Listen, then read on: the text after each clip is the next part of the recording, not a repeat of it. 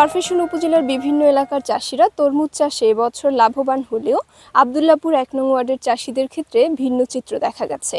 ফলন ভালো হলেও বর্তমান বাজার মূল্য কম থাকায় কৃষকদের কপালে চিন্তার ভাঁজ। আমি আধগারে জমি তরমুজ করছি, খরচ হয়েছে ১,২০,০০০, বিক্রিও ১,২০,০০০ করছি। হ্যাঁ, ফলন ভালো আছে, বাজারের দাম কম। অন্যান্য চর যারা করে তাদের জমিতে কোনো চাষ হয় না, এই জন্য এরা আগে ভাগে করতে পারে। আমাদের জমিতে ধান থাকে, ধান উঠতে লেট হয়, পরিষ্কার করতে হয়, করে তারপরে জমি চাষ করতে হয়, তারপরে এই জন্য লেট হয়ে যায় তরমুজ।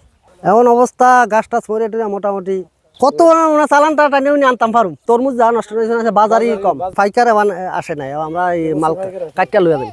আমি নেওয়ানোর খেলা আছে লক্ষ্মীপুর মানদারি।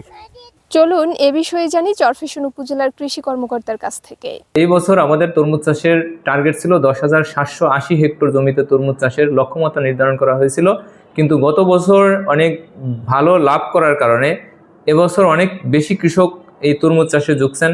তো এই বছর আমাদের প্রায় ১২,৮৭৫ হেক্টর জমিতে তরমুজ চাষ হয়েছে, এবং যারা আগাম তরমুজ চাষ করছেন, বিশেষ করে রমজান টার্গেট করে, তারা কিন্তু খুব ভালো দাম পেয়েছেন এবং কৃষকরা লাভবান হয়েছেন।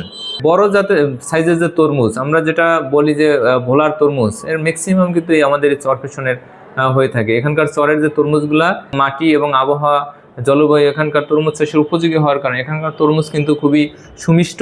তো এই কারণে এই যুগ যুগ ধরে এখানকার তরমুজ চাষটা কিন্তু চলমান আছে, এবং আশা করি সামনের দিনে কৃষি বিভাগের তৎপরতায় এখানে তরমুজ চাষ আরও বৃদ্ধি পাবে।